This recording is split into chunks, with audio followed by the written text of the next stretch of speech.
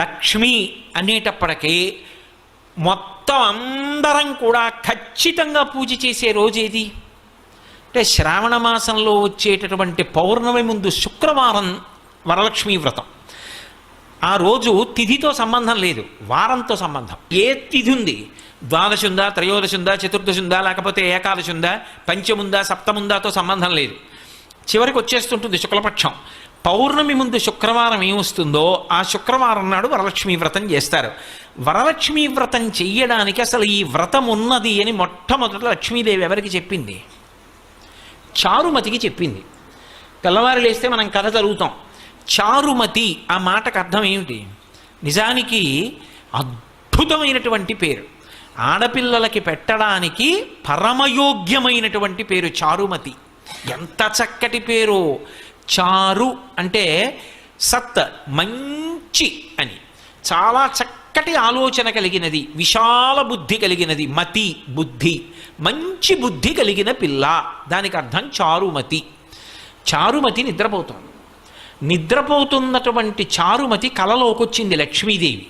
వచ్చి కల్పం చెప్పింది, ఇలా చెయ్యి పూజమ్మా, నా పూజ నిన్ను అనుగ్రహిస్తానమ్మా అంది. ఎందుకు చెప్పింది అంటే వ్యాసుల వారు పురాణంలో కొన్ని విషయాలు చెప్పారు. చారుమతినే ఆవిడ ఎందుకు ఎంచుకుంది అంటే ఆవిడ పతివ్రత, మహాపతివ్రత. మహాపతివ్రత అంటే ఎప్పుడు భర్తని అనుగమిస్తుంది. ఏ పని చేసినా భర్త సంతోషిస్తాడా సంతోషించడా అది ఆలోచిస్తూ ఉంటుంది. ఆమెకి ఆ పతి శుశ్రూష యందు రత అంటే అంతకన్నా సంతోషం ఆవిడికి ఇంకొకటి లేదు. ఇంటి ఇల్లాలుగా 10 మందికి అన్నం పెట్టడంలో, 10 మందిని ఆదరించడంలో, ఆ ఇంటి యజమానికి కీర్తి తేవడంలో, ఆ ఇంటికి లక్ష్మీ కటాక్షం కల్పించడంలో ఒక ఇంటి ఇల్లాలికున్నటువంటి ప్రాముఖ్యత నిజానికి పురుషునికి లేదు. నేను పరమ సత్యం చెప్తున్నాను మీతో. పురుషుడిదా ఐశ్వర్యం, ఇంటి ఇల్లాలిదా అంటే ఐశ్వర్యము ఇల్లాలిదే. తెలిసి తెలియక అమాయకత్వంతో ఏదో తక్కువ అనుకుని మాట్లాడేస్తూ ఉంటారు. అసలు నిజానికి వాళ్ళకి వేసినంత పెద్దపీట పురుషుడికి శాస్త్రం వెయ్యలేదు. ఎందుచేత అంటే నా ఇంటికి ఒక అతిథి వచ్చాడు అనుకోండి, నా ఇంటికి అతిథి వస్తే ఆ అతిథి కడుపు నిండా అన్నం తిని వెళ్ళాడన్న తృప్తి నాకు దేని చేత కలుగుతుంది? నా పత్ని సంతోషంగా అన్నం వండి 4 పదార్థాలు చేసి వచ్చిన వాళ్ళకి కొసరి వడ్డించి కడుపు నిండా పెడితే ఆయన 4 మాటలు త్రేయించాడు అనుకోండి, ఆ త్రేణుపులు ఉన్నాయా అని వింటూ ఉంటాట పూజామందిరంలోంచి ఈశ్వరుడు. నన్ను నమ్ముకున్నవాడొకడు ఈ ఇంట్లో కూర్చుని త్రేయించాడు, కాళ్ళు కడుక్కుని చేతులు కడుక్కుని వెళ్ళాడు. ఆయన త్రేణుపు వినపడింది, దాన్ని లెక్కలోకి తీసుకుంటాట ఐశ్వర్యాన్ని నిలబెట్టడానికి. మనం తినడం కాదు, ఇంటికొచ్చిన అతిథి త్రేయించి వెళ్ళాడా? మీరు చెప్పండి, అది నా చేతిలో ఉందా, నా భార్య చేతిలో ఉందా? నేను ఇన్ని ఉపన్యాసాలు చెప్పచ్చు. ఇంటికొచ్చిన అతిథికి అన్నం, అయ్యా కూర్చోండి అన్నం వండుతానన్నాను అనుకోండి, ఆయన ఏమంటాడు? అయ్యో ఎందుకంటే ఏం పర్వాలేదు, నాకు వీళ్ళు కూడా తెలిసిన వాళ్ళు ఉన్నారు, తప్పకుండా రమ్మని నిగ్రహించారు, ఇంకొక మాట వస్తానులేండి అంటాడు. ఎందుకని? ఆవిడేమో కోపంగా అటు ఇటు తిరుగుతోంది అనుకోండి, రోజు ఎవడో వస్తాడు, ఏమిటి పిచ్చి కూడా అని. ఆయన వండుతానన్నాడు అనుకోండి, ఆ ఇంటి అతిథి అన్నం ఎందుకు తింటాడు? అదే అన్నయ్య గారు మీరు వెళ్ళడానికి వీలు లేదు, మీరు రావడం మా అదృష్టం, మీరు ఇవాళ చెల్లి చేతి భోజనం తిని వెళ్ళవలసిందే, అనుబంధం కూడా కలిపి నేను పెడతాను మీరు తినవలసిందే అని పరమోత్సాహంతో వండుతోందనుకోండి, వచ్చినవాడు కాళ్ళు కడుక్కుని చేతులు కడుక్కుని అనుష్ఠానం చేసుకుని వచ్చి ఆ భోజనానికి కూర్చుని సంతోషంగా తింటాడు. ఇప్పుడు నా ఇంట ఒక అతిథి అన్నం తినడం ఎవరి మీద ఆధారపడింది? ఆమె మీద ఆధారపడింది.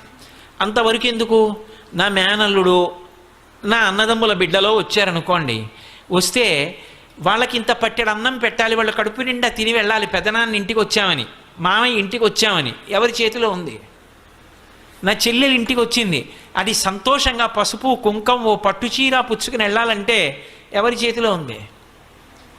నా చేతిలో లేదు. ఆ వచ్చిన దానికి ఏమండి మీ తోడ పుట్టింది, ఆ అమ్మాయి సంతోషిస్తే మన ఇల్లంతా సంతోషించినట్టే. శోభన దేవత అండి మన ఇంటికి. ఇంటికి అక్క చెల్లెలు వచ్చింది అంటే పసుపు కుంకం పెట్టకుండా పంపకూడదు. అంతకన్నా అదృష్టం ఏమిటి? మా అన్నయ్య ఇచ్చాడని కట్టుకుంటుంది, పెట్టండి ఇంకో మాట కొనుక్కుంటాను, ఈ పట్టు చీర పెట్టేస్తానని పెట్టింది అనుకోండి, 70 ఏళ్ళు బతికేవాడు 80 ఏళ్ళు బతుకుతాడు పురుషుడు. నిజానికి ఎవరిది వైభవం అంటే ఇల్లాలిదే వైభవం. ఆవిడ లేకపోతే యజ్ఞం చేస్తాడా, యాగం చేస్తాడా, కడుపున పుట్టిన కూతుర్ని కన్యాదానం చేస్తాడా, ఎడంభుజం మీద ఉత్తరీయం వేసుకుంటాడా? ఆవిడ ఉంటేనే అవన్నీ. ఆవిడ లేకపోతే ఏ పుణ్యకార్యం చేయలేడు. ఇక్కడ సుఖం లేదు, ఊర్ధ్వలోకాలకు వెళ్ళడానికి పుణ్యం లేదు. అన్నీ ఆమె చేతిలోనే ఉన్నాయి. అందుకే గృహలక్ష్మి గృహే గృహే. అసలు ఇంటికి లక్ష్మీదేవి ఎవరు అంటే ఇల్లాలే లక్ష్మి. అందుకే పీటల మీదకి వెళ్ళినప్పుడు పెళ్లి కొడుకు నడిచి వెళ్ళిపోతాడు, పెళ్లి కూతురు నడిచి రాదు, పద్మంలో కూర్చోబెట్టి తీసుకొస్తారు. ఎందుకంటే ఆయన లక్ష్మి, ఆమె నడిచి రాకూడదు. మేనమామలు ఎత్తి తీసుకొస్తారు. అంత సుసంపన్నమైనటువంటి ధర్మం మంది. అటువంటి లక్షణములు కలిగినది చారుమతి కాబట్టి చారుమతికి లక్ష్మీదేవి కలలో కనపడింది. అమ్మా, నువ్వు పతి శుశ్రూష చేయడంలో రమించిపోయేటటువంటి లక్షణం ఉన్నదానివి. పైగా కళావతి సావిదుషి సతతం మంజుభాషిణి చారుమతి లక్షణాలు చెప్పారు. ఆవిడ కళావతి, కళలో ప్రవేశం ఉంది. భర్తగారు పూజ చేసుకుంటున్నాడు అనుకోండి, నీరాజనం గంట వినిపించింది అనుకోండి, ఆవిడ వచ్చి కూర్చుంటుంది.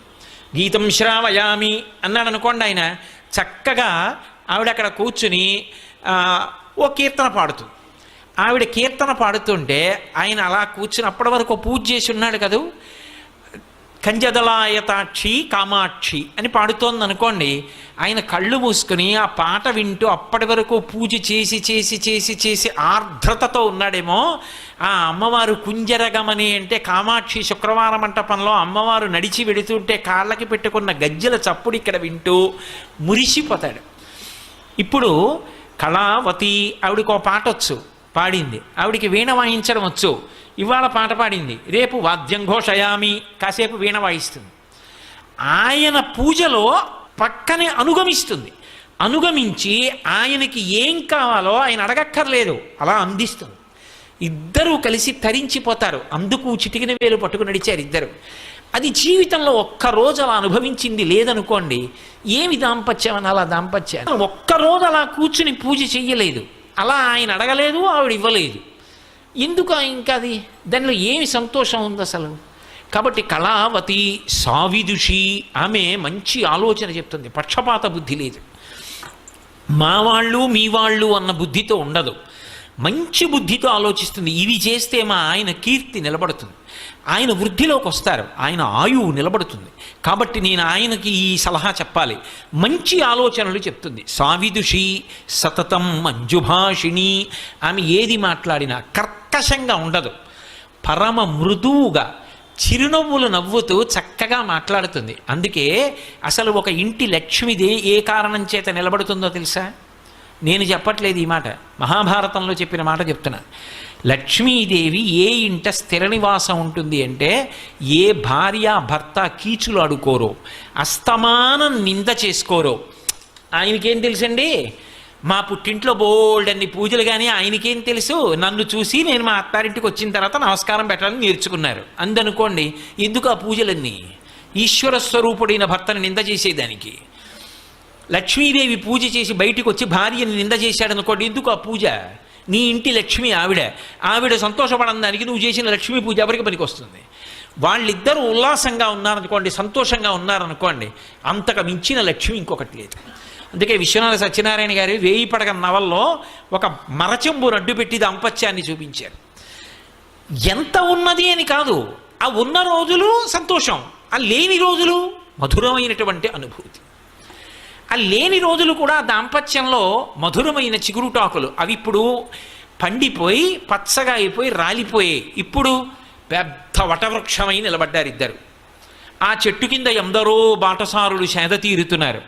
కానీ వాళ్ళు అలా వృద్ధిలోకి రావడానికి కారణం వాళ్ళిద్దరి మధ్య ఉన్న అన్యోన్యత, ఆ సంతోషం, ఆ ప్రేమ, ఒకరి మీద ఒకరికి ఉన్నటువంటి ఆ నిండుతనం, దాని చేత లక్ష్మీదేవి నిలబడుతుంది తప్ప అసలు భార్యాభర్తలు ఇద్దరూ అస్తమానం దెబ్బలాడుకునే చోట లక్ష్మీదేవి నిలబడదు.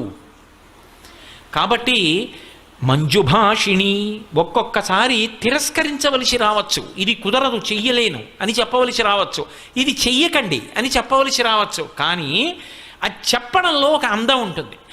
అది ఆ సరళంగా మాట్లాడినటువంటి తీరు ఆకర్షిస్తుంది.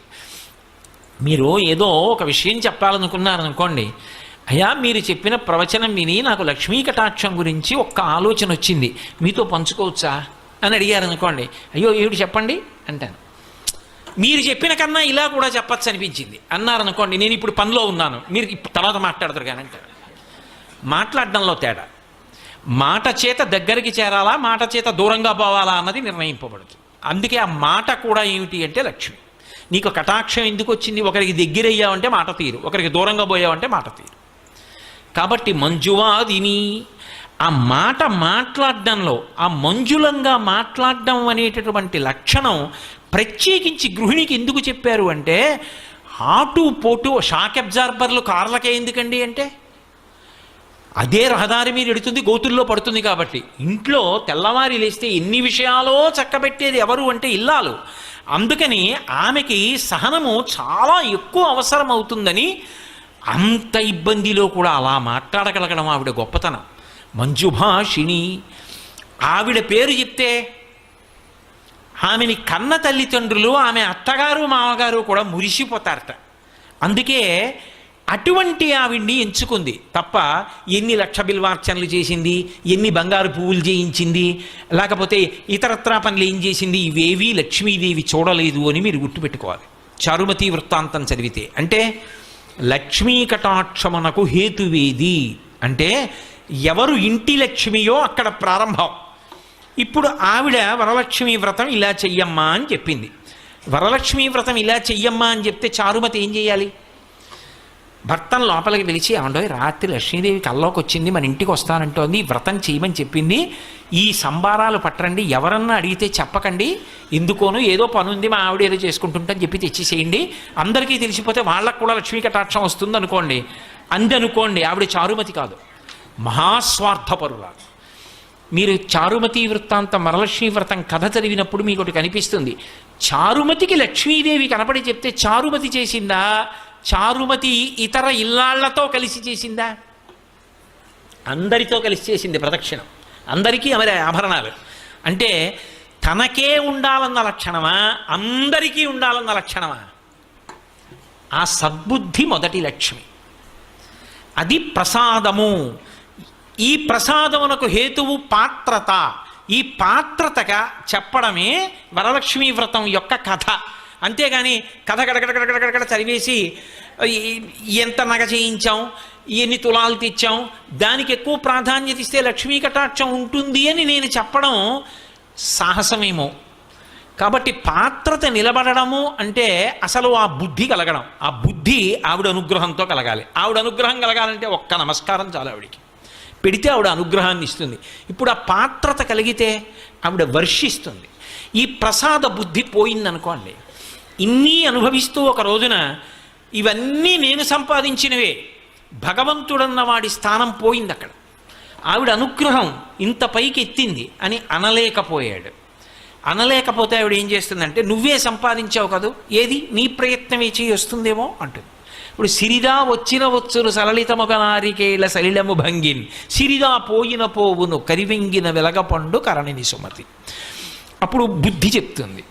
ఇదే విషయాన్ని పురాణంలో భూతద్దంలో పెట్టి జరిగిన కథని చూపిస్తారు మీకు. అందుకే చూడండి, దేవేంద్రుడు, అంతకన్నా లక్ష్మీ కటాక్షం ఉన్నవాడిని ఇంకోటిని చెప్పరు. అంత లక్ష్మీ కటాక్షం ఉన్నటువంటి దేవేంద్రుడు ఒకానొకప్పుడు ఐరావతం మీద వెళ్ళిపోతున్నాడు. వెళ్ళిపోతున్నప్పుడు దుర్వాసో మహర్షి ఎదురుగుండా వచ్చారు. మహానుభావుడైన గొప్ప ఉపాసకుడు, తెల్లవారి లేస్తే భగవంతుణ్ణి అర్చించగలిగినవాడు, భగవంతుని యొక్క అనుగ్రహానికి పాత్రుడైనవాడు. ఆయన ఒక పుష్పహారాన్ని తీసుకొచ్చి దేవేంద్రుడికి ఇచ్చాడు. ఇది భగవన్ నిర్మాల్యం, ఈశ్వరుడి మెడలో వేసుకున్నటువంటి హారం. ఈ హారం తీసుకో ప్రసాదం అని ఇచ్చాడు. ఆయనకి భగవతి ఇచ్చింది.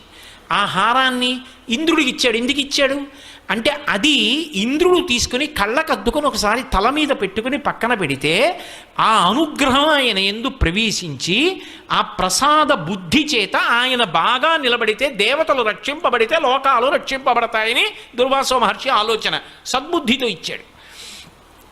ఇదే సత్యనారాయణ వ్రతకథ. ప్రసాదము అనుగ్రహము. అనుగ్రహం అక్కర్లేదండి, భర్త దొరకలేదు. అనుగ్రహం కావాలంది, ప్రసాదం పుచ్చుకుంది, భర్త కనబడ్డాడు. ప్రసాదము అన్న మాటకు అర్థం ఏమిటంటే కేవలం అది ఇందులో యాలక్కాయలు ఎక్కువేశారా, శనగపిండి ఎక్కువేశారా, పూర్వం తిరుపతి ప్రసాదంలో ఉన్నన్ని జీడిపప్పులు ఇప్పుడు ఉండట్లేదండి, దానికోసం ఆ తిరుపతి వెళ్ళావు. జీడిపప్పుల కోసం, యాలక్కాయల కోసం, దాంట్లో ఉన్న తూకం కోసం, అందులో ఇన్నిపటికి బెల్లం ముక్కలు ఉన్నాయి, దానికోసం ఆ తిరుపతి వెళ్ళేది. అది ప్రసాదం, అది ఈశ్వరానుగ్రహం. జీడిపప్పుల కోసం, యాలక్కాయల కోసం, దాంట్లో ఉన్న తూకం కోసం, అందులో ఇన్నిపటికి బెల్లం ముక్కలు ఉన్నాయి, దానికోసం ఆ తిరుపతి వెళ్ళేది. అది ప్రసాదం, అది ఈశ్వరానుగ్రహం. అంతేకాని దాని మీద వ్యాసాలు రాయడానికి, దాని మీద శల్యశోధనలు చేయడానికి కాదు అది. కాబట్టి ఇప్పుడు అది అనుగ్రహం లోపలికి పుచ్చుకున్నావు, అది 6వ వంతు మనస్సుగా మారుతుంది. ఆ మనసులోంచి దరిద్రాన్ని పోగొట్టుకోవడానికి పరిష్కారం కూడా లోపల నుంచి ఆలోచనగా వస్తుంది. ఈశ్వర ప్రసాదం తింటే అందులోంచి ఆలోచన వస్తుంది, ఆ ఆలోచనే సమస్యని పరిష్కారం చేస్తుంది. మళ్ళీ శాంతి పొందావు.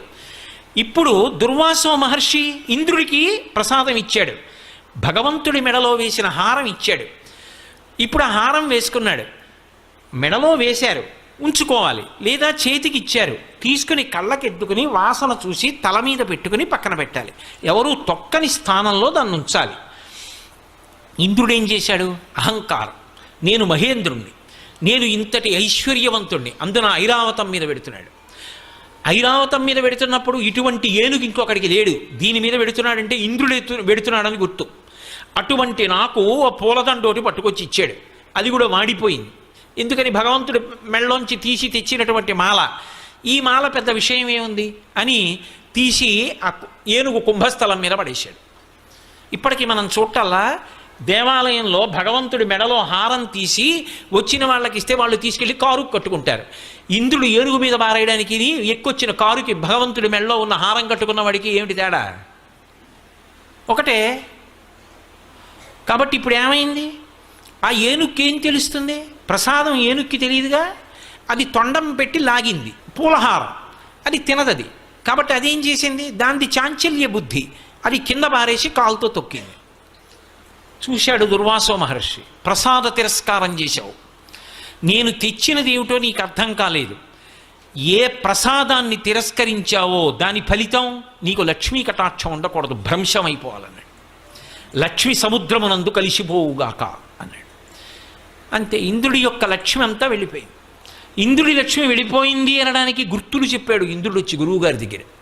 ఆయన ఏం చెప్పాడంటే, మొదటి మాట ఏం చెప్పాడంటే, దేవతల యందు ఉత్సాహము నశించిపోయింది అన్నాడు. ఇది మీరు బాగా పట్టుకోవాలి.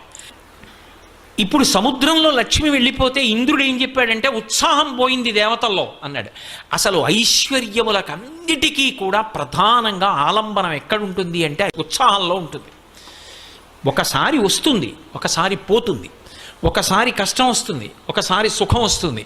కానీ ప్రయత్నమునందు ఊంచుకుని నిలబడగలిగిన వాడెవరో వాడు మాత్రం జీవితంలో విజయాన్ని సాధిస్తాడు. అందుకే మీరు చూడండి, ఎప్పుడూ కూడా భగవంతుడి దగ్గరికి వెళ్ళి శ్రీ సూక్తం చెప్పినప్పుడు పూర్తి చేసేటప్పుడు ఒక మాట చెప్తారు, సిద్ధలక్ష్మీర్ మోక్షలక్ష్మీర్ జయలక్ష్మీ సరస్వతి శ్రీర్లక్ష్మీర్ వరలక్ష్మీశ్చ ప్రసన్నా మమ సర్వదా అని చెప్తారు. 6 లక్ష్ముల్ని చెప్పింది వేదం. ఈ 6 ఉన్నటువంటి ఆదిలక్ష్మి నన్ను అనుగ్రహించుగాక. ఏవి ఆ 6 రూపాలు? నే చెప్పినవి కావు, శ్రీ సూక్తం వేదప్రోక్తం, వేదం చెప్పిన లక్ష్ములు. అవి మొట్టమొదటిది సిద్ధలక్ష్మి, మోక్షలక్ష్మి, జయలక్ష్మి, సరస్వతి, శ్రీర్లక్ష్మి, వరలక్ష్మీశ్చ ప్రసన్నా మమ సర్వదా. నా యందు ఎప్పుడూ అనుగ్రహమును కటాక్షించుగాక. లక్ష్మి యొక్క ఈ 6 రూపములు. ఇందులో చిట్ట చివర చెప్పబడిన లక్ష్మి వరలక్ష్మి. మీరు ఎందుకు ఈ క్రమాన్ని వాడింది వేదం? ఇలాగే ఎందుకు చెప్పాలి? శ్రీ సూక్తంలో ఈ లక్ష్ముల యొక్క స్థానాల్ని మార్చి చెప్పకూడదా? కాదు, ఇందులో పూల దండ గుదిగుచ్చినట్టు అంతర్లీనమైన రహస్యం ఒకటి ఉంది. సిద్ధలక్ష్మి, ఒక కార్యం సిద్ధించిందండి అంటాడు. అమ్మయ్యా, మొత్తానికి సిద్ధించిందండి అంటాడు. అందుకే విఘ్నేశ్వరుడు భార్యల్లో సిద్ధి బుద్ధి. సిద్ధించింది అంటే దాని అర్థం ఏమిటో తెలుసా? నేను అనుకున్నటువంటి కార్యం పూర్తయిపోయింది. నేను అనుకున్న కార్యానికి మొట్టమొదటి రూపం ఏమిటి? సంకల్పం కదా. ఇప్పుడు నేను ఇక్కడ ప్రవచనం చెయ్యాలి అనుకున్నాను, ఈ ప్రవచనం చెయ్యాలి అని నేను ఇక్కడికి బయలుదేరి వచ్చినప్పుడు మొట్టమొదట దానికి అంకురం ఏమిటి అంటే ఒక సంకల్పం. ఈ సంకల్పం చెయ్యడానికి వచ్చినప్పుడు అసలు లక్ష్మీ కటాక్షం గురించి చెప్పడానికి నీకు అర్హత ఉందా? ప్రతిబంధకాన్ని తట్టుకున్న ఉత్సాహం ఉంటే కదా నువ్వు నిలబడ్డానికి అర్హుడివి. నీకే లేని నువ్వు ఎలా పంచిపెడతావు? ఓ పరీక్ష ఉంటుంది. ఏమిటా పరీక్ష? ఒంటి నిండా ముక్కులోకి, చెవుల్లోకి, కళ్ళల్లోకి కూడా దీపపు పురుగులు వెళ్ళచ్చు. ప్రతిబంధకం దాటగలవా? దాటి మనసు నిలబెట్టగలవా? అమ్మో నేను చెప్పలేనండి అన్నావు అనుకోండి, అన్నీ బాగుంటే చెప్తావా? ఈ ఉత్సాహం లేని వాడికి నువ్వెలా చెప్తావు లక్ష్మీ కటాక్షం గురించి? కాదు, అవన్నీ ఉన్నా నాకు ఆవిడ గురించి చెప్పేటప్పుడు జ్ఞాపకానికి రావు. నాకు ఆవిడ గురించే మనసు నిలబడుతుంది. ఏమి ఉండనివ్వండి, ఎన్ని ఖర్చీనివ్వండి, నాకు ఆ చెప్పుకోవడం సంతోషం, 2 గంటలు చెప్పవలసిందే, నేను వెళ్ళను వెనక్కి అన్నాను అనుకోండి, ఆవిడ అనుగ్రహిస్తుంది, చెప్పిస్తానంటూ అని పక్కన కూర్చుని చెప్పిస్తుంది. కాబట్టి ఇప్పుడు ఉద్ధాన పతనాలు అంటే ఒక సంకల్పం మొదలై సంకల్పానికి ఆటుపోటు వస్తాయి. ఒకటి కలిసి వస్తుంది, ఒకటి ప్రతిబంధకం వస్తుంది. ఈ రెండిటి మధ్యలో నలుగుడు పడకుండా నేను సాధించి తీరుతానని తిరుగులేనటువంటి సంకల్పంతో నిలబడగలవా? ఆ నిలబడగలిగితే సంకల్పం పూర్తయిపోతుంది.